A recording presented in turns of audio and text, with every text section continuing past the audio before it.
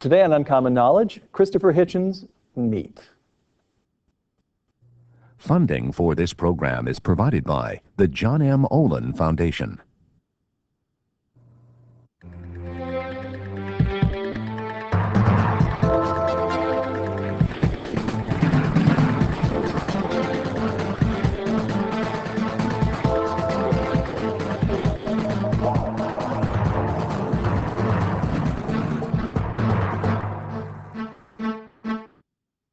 Welcome to Uncommon Knowledge. I'm Peter Robinson.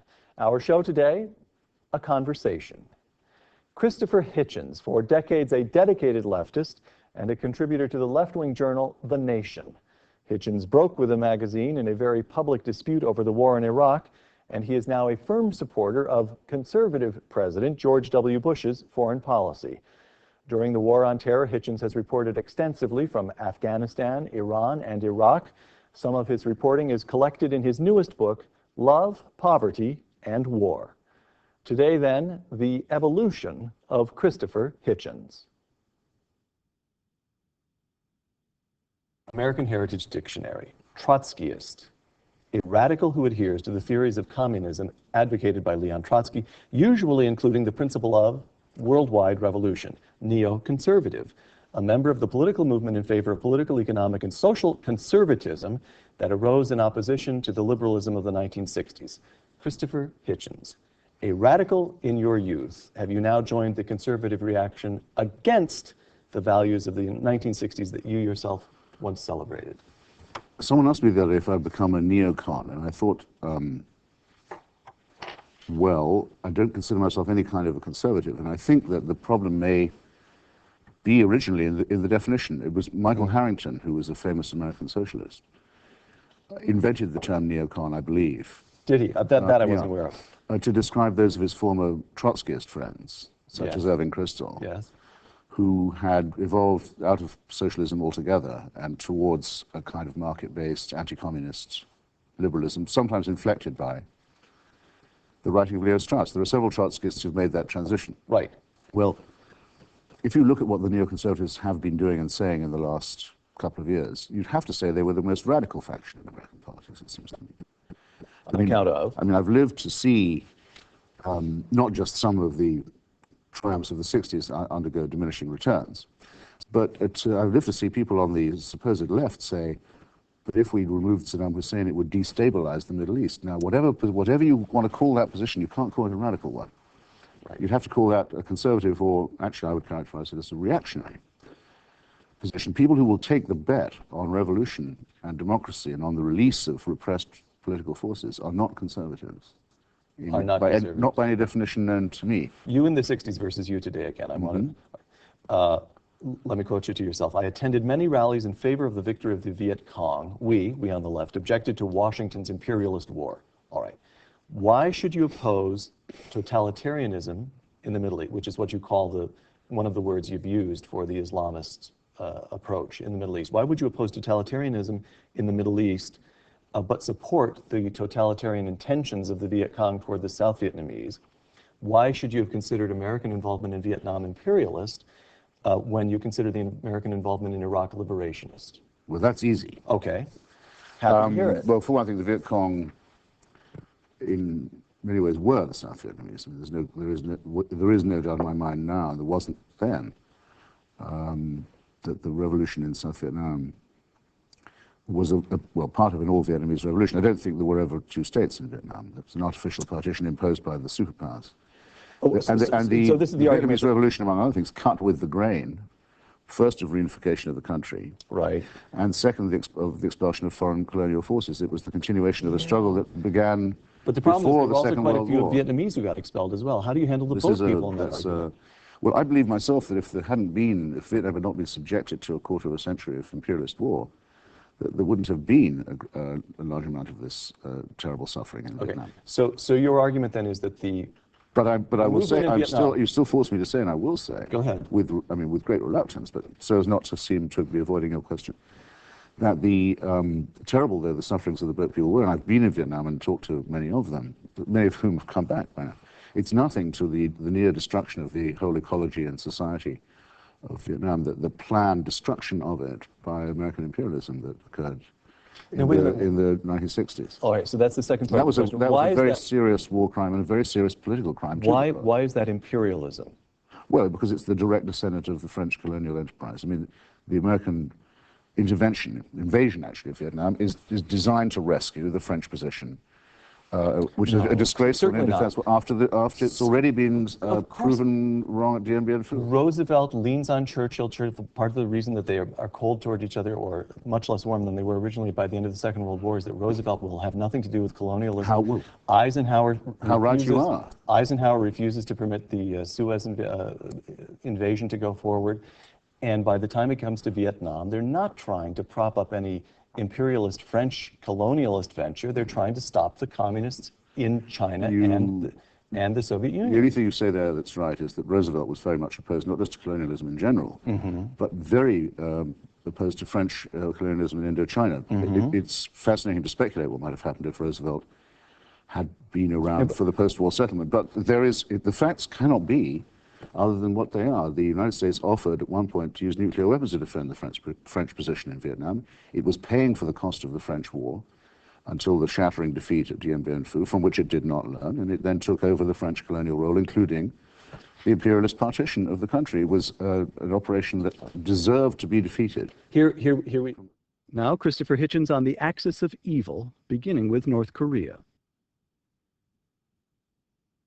As far as I know, you're the only journalist who in recent years has traveled to all three members of George W. Bush's axis of evil: North Korea, Iraq, and Iran, and I'd like to talk about each. North Korea, when were you last there, and how did you get in the first place? Well, you can't get into North Korea as a journalist, so I went under my other professional capacity of being a university lecturer. I got the New School to write a letter. It was kosher too. I mean, I wasn't faking an identity, but I was concealing the fact that I was a reporter. And you'd have to go on an organized trip.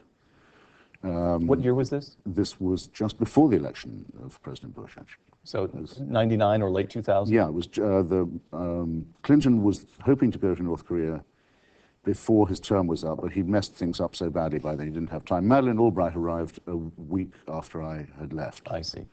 And that was, I think, the last trip she made. And so we're talking about the cusp of the of the millennium, among other things. And you're right, of North Korea. It is exactly as if it was modeled on 1984, Orwell's novel. The leader worship, the terror, the uniformity, the misery, the squalor. All true. Still? Yes, the state was founded, actually, I think the year that 1984 was published, and it's as if they sort of took the book and thought, I wonder if we could make this work. Right. You know, one tries to avoid cliche. I remember I went to Prague during the old days, the bad old days of the communist regime, to attend a dissident meeting. I thought, whatever happens to me, I'm not going to mention the name Kafka in what I write. I'm going to be the first reporter who goes to Prague and doesn't bring up Kafka. Does not say Kafka. The policeman came in, the secret police broke into the meeting I was at and slammed me up against the wall and said, "You're under arrest." And I said, "What for?" And they said, "We're not telling you what for." And I thought, damn, now I have to resort to cliche. I have to mention Kafka. Have to say Kafka. Well, if you go to North Korea determined not to mention Orwell or Orwellianism or 1984, you will, I'm sorry, you'll be forced to. They make you do it. Clinton administration engaged in bilateral negotiations with North Korea and brought the nuclear program to a halt. The Bush administration has refused bilateral negotiations, with the result that every informed expert of whom I'm aware says that North Korea now has 2, 3, 4, some low number, but they have nuclear weapons. Who is better, Clinton or Bush? Well, I think your two questions pull apart on each other. You may rewrite the question. If they do have nuclear weapons now, or the capacity to make them, which I have no reason to doubt, then that program can't ever have been brought to a halt, can it? Well, no, as I understand it, I think the halt was illusory. I think it was a feint. The North Koreans have never abandoned the ambition. they put things up on they were pretty close under Clinton, but they did set things up on the shelf. And under Bush, they brought them back down. That for them is a mere tactic. What I'm probing at here is, has Bush messed this one up? Well, we don't know yet whether his strategy of working with China is going to be a success or not. I mean, objectively, it could work for this reason.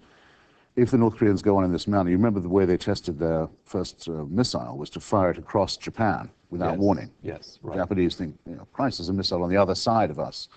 Now from North Korea, bang. if the North Koreans go on in this way, Japan, which can make a nuclear weapon in no time, will do so. It is not in the interests of China that Japan becomes a nuclear power. And they must understand that the North Koreans are forcing this contingency upon them. So it seems to me there's a reasonable chance of triangulating the diplomacy in the region. But you don't feel you're not willing to protest outside the White House and say, look, you must do something. You're quite content Well, no, to where let I think we should be protesting is this. North Korea is a slave state.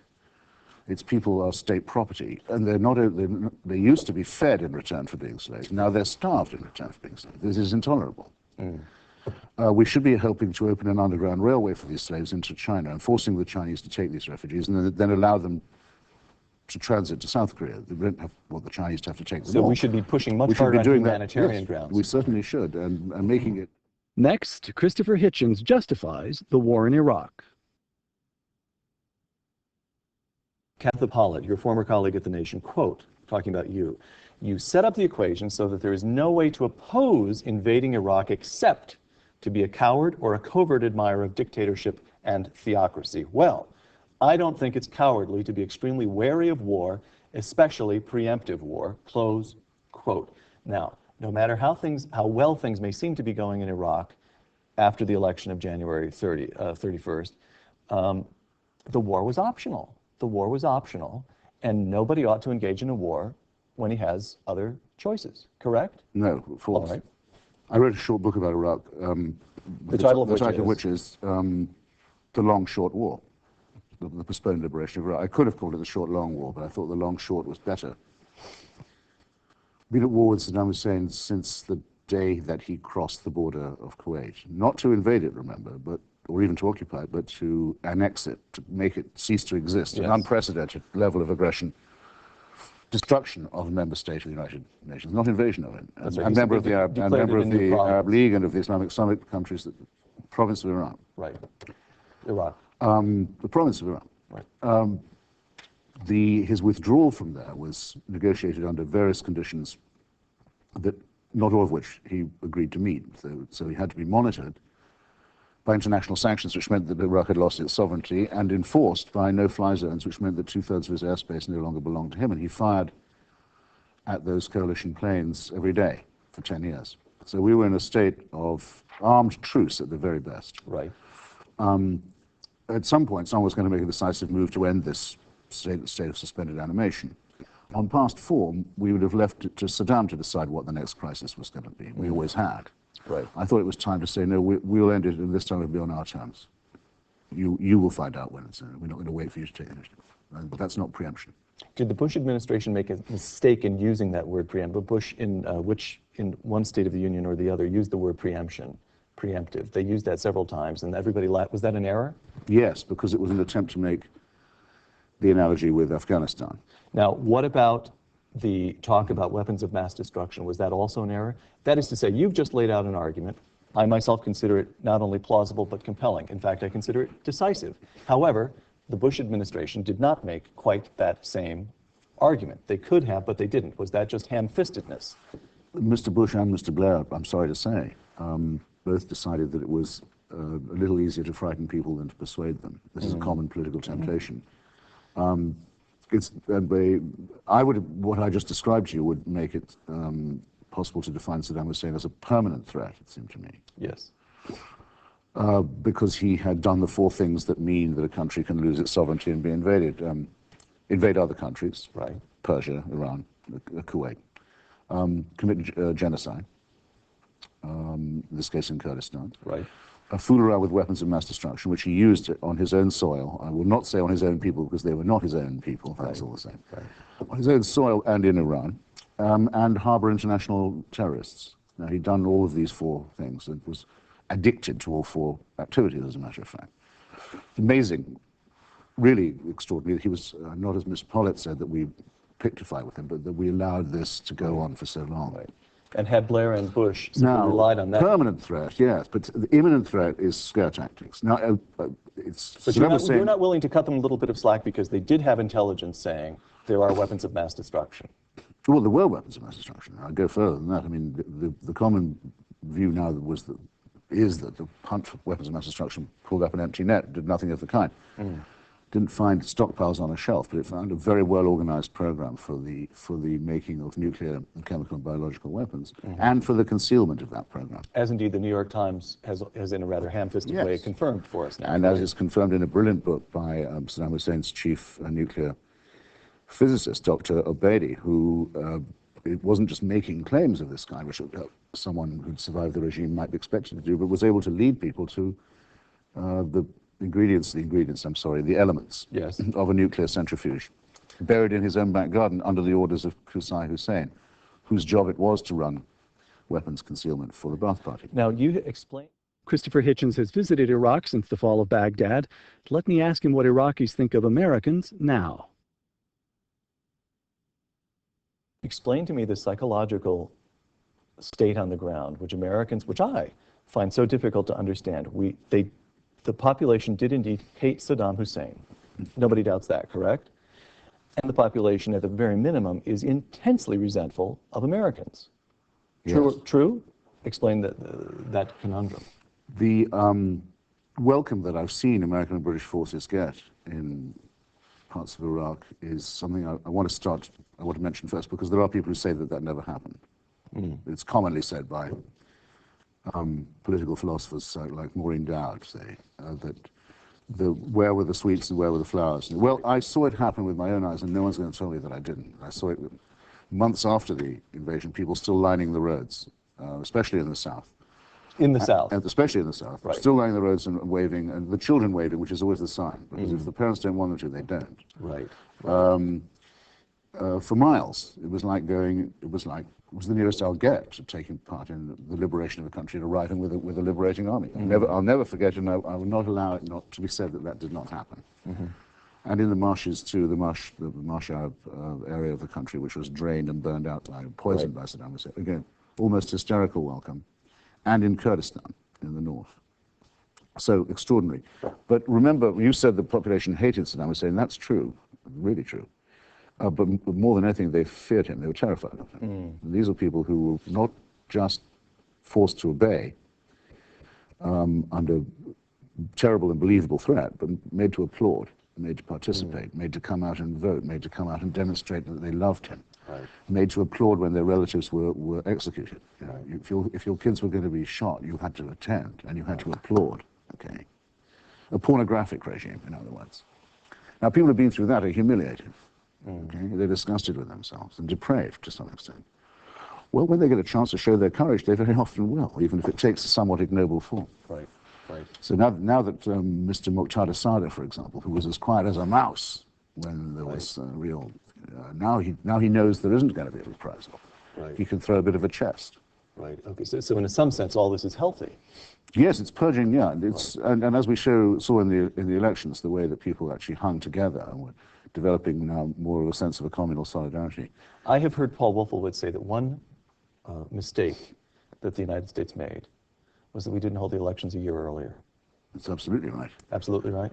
Well, the despised Ahmed Chalabi, who's still a friend of mine and whom I still admire, was arguing that at the time, many a chance was missed to transfer sovereignty and to have an election. Well, nor will we get back the months that we wasted not doing that and behaving like occupiers instead. But you're generally optimistic now about Iraq.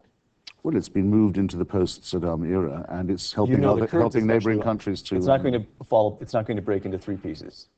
This is the flag of Kurdistan in my lapel, but my Kurdish comrades say that their main responsibility is for the new Iraq now. All right. And they who would have every right to say we want to get out of this prison house of a state, are willing to instead cooperate to help to emancipate the rest of it. I think that's an extraordinary sacrifice on their part. Deserves more recognition than it's had. Third member of the Axis.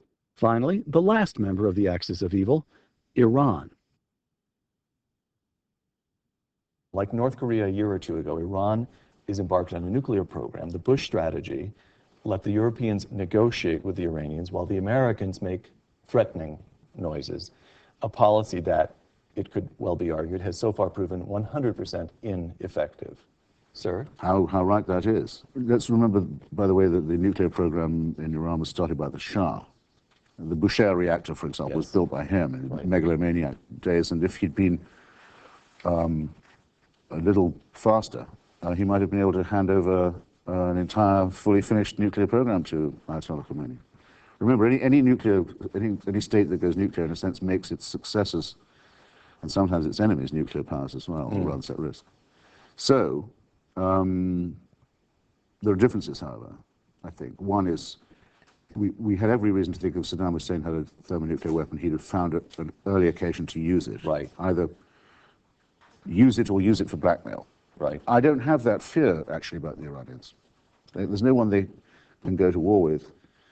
And incidentally, we've just done them the rather large favor of removing their two greatest enemies, the Taliban and the Iraqi Ba'ath Party. Right. They're not going to have a nuclear war with Israel because they would lose it. Yes. And furthermore, nuclear weapons aren't usable even by the most fanatical Islamists in Palestine because you'd have to blow up the Al-Aqsa Mosque and the Dome of the Rock, as well as the Wailing Wall, and kill the Palestinians as well as the Jews, in other words. So the immediate danger isn't that terrifying. The problem is that one doesn't want to reward the cheating and concealment and theft and smuggling and black market acquisition, the open contempt for international law that's involved. But the regime might also give way in time to a successor regime that would be more internationalist and more democratic. That option was not going to occur naturally in Iraq, and it certainly isn't going to occur naturally in North Korea. You've said that in North Korea, the Bush administration, the United States, ought to be pushing much harder on the humanitarian line. Yes. Now, my colleague at the Hoover Institution, Abbas Milani, himself an Iranian, who spent some time in the Shah's jails, points out or argues that the young people in Iran, and the population, well over half the population is 25 or younger, is immensely favorably disposed toward the United States. That what we ought to be doing is engaging in a kind of rhetorical comradeship with the democracy movement and waiting. That the principal job of the Bush administration is to show its friendship toward the young people of Iran and not mess it up. Do you agree? I'm very much of your friend's opinion. I mean, I grew this beard on the advice of a graduate student of mine, an Iranian, who was my guide. He said, if you want to go to the Friday prayers and the Death to America events, you better look as scruffy as you can. So I did, and so did he, but and it seemed to work, but also it made life very difficult. Often taxis wouldn't stop for us because they thought we were Hezbollah. And relatives of his would say, you know, we went to dinner with them, can't you shave that off? You look like some Islamic Republic nightmare. You could get spat on. You know, it's the hatred for the regime among the young is a delightful thing to see, as is the friendship towards the United States. And I have a word for it. Yes. Well, it's the baby boomerang. You see, the mullahs threw away so many of their young people in a suicide wave war with Saddam Hussein, which people, I think, still remember. The throwing away of handfuls of the younger generation. You know, what turned into a pointless war. They had to give Iranian women incentives to produce, make up the deficit. Right. Now there is a baby boom, but it's a baby boomerang because this younger generation despises the mullahs and the state that they run. Wants to live in America, wants, if it can't do that, wants to live an American life. The regime, meanwhile, is becoming visibly senile. It's not reproducing itself, palpably senile. And so even the Revolutionary Guards are getting a bit long in the tooth. So you're quite confident? Well, give it 10 years, and yes, it will metamorphose into something like a secular Middle Eastern democracy. But the timeline of Hezbollah and of the nukes isn't a 10-year timeline. So Bush. So it would be very. If you were the President of the United States, you said, I think let's just relax about Iran for about 10 years. I can see people saying, well, Mr. President, do you want it later to be said that you ignored the building of a secret tunnel in Isfahan for the concealment? It would be a tough call. So Bush he needs to make his threatening noises, and he needs not to mess it up. He's doing all right. There's no settled policy, though, in the administration. I mean, in other words, they're doing this not as a policy, because they're doing it because they haven't got a policy, not because they have. So I can't praise it. But it's not doing too much harm. It doesn't make me want to go and demonstrate, no. Thank you very much. One last the White House Gates test. Final couple of questions. Describe the Arab world as you believe it will exist a decade from now. Alas, what I'm after here is the Wolfowitz vision, the Wolfowitz and Bush vision of democracy blossoming. Let me just ask you a couple of questions. Iraq will be a functioning democracy a decade from now? There's every reason to think that it could be. Yes. Lebanon? In some ways, Lebanon already is a functioning democracy. And will there be a Palestinian state? Yes, there certainly will be a Palestinian state. There should have been one 2 decades ago. There will be one a decade from now. But that's in prospect. Yes.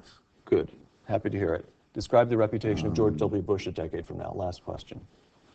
I'm going to a debate in England in a few weeks, sponsored by The Economist, where I was asked to come and take the side of the motion that said, "Thank God for George Bush." And I wrote and said, since I'll be at the same festival saying there's no God to thank, could we not rephrase the motion? And I said, I would prefer to have it said that history will be kinder, much kinder, to Mr. Bush and Mr. Blair than to Herr Schroeder or Mr. Chirac or Mr. Kofi Annan. And I think if I phrase it like that, I've answered your question. You have indeed. Christopher Hitchens, thank you very much. I'm Peter Robinson for Uncommon Knowledge. Thanks for joining us. We welcome your comments on this week's show. Our email address, comments@uncommonknowledge.tv. For more information about Uncommon Knowledge, please visit our website, www.uncommonknowledge.tv.